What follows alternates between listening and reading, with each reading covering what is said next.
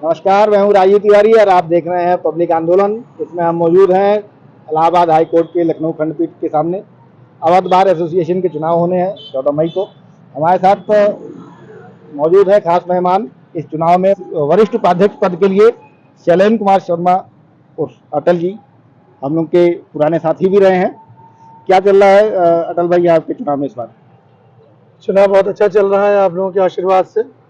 और ये एक संयोग है कि एक तरफ जहां लोकसभा का चुनाव पूरे देश में हो रहा है, वहीं हमारे सारे अधिवक्ता साथी एक सशक्त बार के निर्वाचन के लिए भी पूरी तरीके से प्रतिबद्ध हैं और हम लोगों का भी प्रचार कार्य पूरे जोर शोर से इस समय चल रहा है। किन मुद्दों पर लड़ रहे हैं आप चुनाव? देखिए, हमारा सबसे पहला मुद्दा तो ये है कि जो नौजवान अधिवक्ता हमारे इस अवध बार में प्रवेश करता है तो उसकी कुछ बुनियादी आवश्यकताएं होती हैं। उसको यहाँ पर बैठने के लिए उपयुक्त वातावरण चाहिए।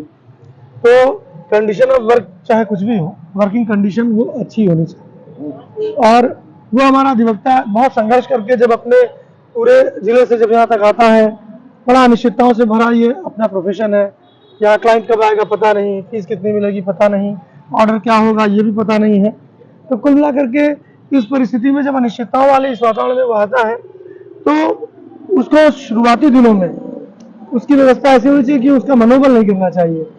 उसको यहाँ पर बेहतर जो है अध्ययन की सुविधाएं हो, अपने केस की प्रिपरेशन की सुविधाएं हो, उसको यहाँ पर सीनियर्स का अच्छा गाइडेंस मिले, उसको पढ़ने लिखने के लिए यहाँ पे अच्छा जो लॉ जर्नल्स हैं और अपडेटेड जो जर्नल्स हैं, अपडेटेड जो केस लॉज हैं, उससे उसको जो है उसको साक्षात्कार कराए, उसको अवेलेबिलिटी रहे। ये अपना उद्देश्य है। जो जनरल यहाँ पे बात चल रही है कि बार और बेंच के बीच जो कोऑर्डिनेशन है, शायद उसकी कमी आम वोटर आपका अधिवक्ता महसूस कर रहा है। तो चाहता है कि एक ऐसी बार चुन के आए जो बेंच के साथ एक बेहतर समन्वय स्थापित है। तो क्या आप देख रहे हैं कि इस मामले में अधिवक्ता जो सोच रहे हैं वो किस प्रकार से आप देखिए, सोच रहे हैं? अधिवक्ताओं की कोई बहुत बड़ी डिमांड नहीं रहती है। अधिवक्ताओं की डिमांड यही रहती है कि जो समय समय पर जुरिडिक्शन में जो डिटर्मिनेशन होता है अलग अलग 4-5 हफ्तों के बाद में, वो थोड़ा सा रैशनल में होना चाहिए। और उसमें जो है वो कोर्टें ऐसी नहीं होनी चाहिए कि एकदम से जैसे लिटिगेंट्स के या एडवोकेट्स के ऊपर जो है जैसे गिलोटिन में उसका सर ही कलम कर दिया जाए। केस आया है, कुछ प्रिपरेशन में कमी है तो थोड़ा सा समय देना चाहिए।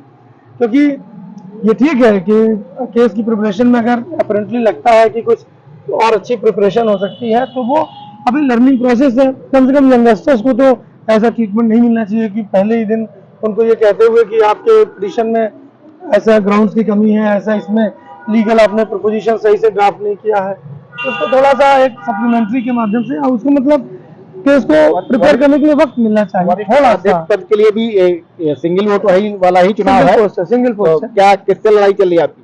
नहीं, हमारी लड़ाई किसी अधिवक्ता से होती नहीं है क्योंकि हम अधिवक्ता उम्मीदवार नहीं, अधिवक्ता हितों के लिए चुनाव लड़ रहे हैं और सामने मेरे जो लड़ रहे हैं वो भी हमारी फ्रेटर्निटी के अधिवक्ता भाई ही हैं। तो लड़ाई का तो प्रश्न ही नहीं है।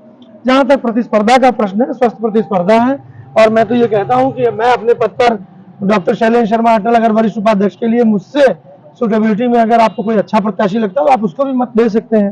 बार की बेहतरी के लिए चुनाव होना है और अच्छे और योग्य प्रत्याशी चुनाव जीत करके जाने चाहिए। तो अगर कोई मुझसे ज्यादा कॉम्पिटेंट होगा उसको बार चुन लेती है, मुझे आश्चर्य नहीं होगा।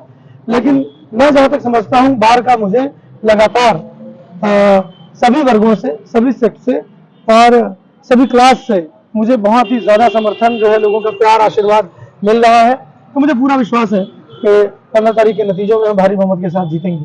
चलिए, बहुत बहुत शुक्रिया और बहुत शुभकामनाएं आपको। धन्यवाद आपको। जय हो, विजय हो। ये थे भाई शैलेंद्र शर्मा अटल जी। इनका ये मानना है कि अधिवक्ता सब अधिवक्ता ही है। बाहर के चुनाव में चाहे कोई भी लड़े, जो भी कॉम्पिटेंट इनको मिले, इन्होंने साफ वही से बहुत अच्छी बात कही अपने वोटर्स के लिए। तो अगर बाहर उसको भी चुनती तो कोई बात नहीं, लेकिन फिलहाल देखते हैं 15 तारीख को नतीजों में क्या आता है। देखते रहिए पब्लिक आंदोलन। वीडियो को लाइक करिए, सब्सक्राइब करिए चैनल को और ज़्यादा से ज़्यादा शेयर करिए। जल्द मिलते हैं किसी और सेक्टर के बाद।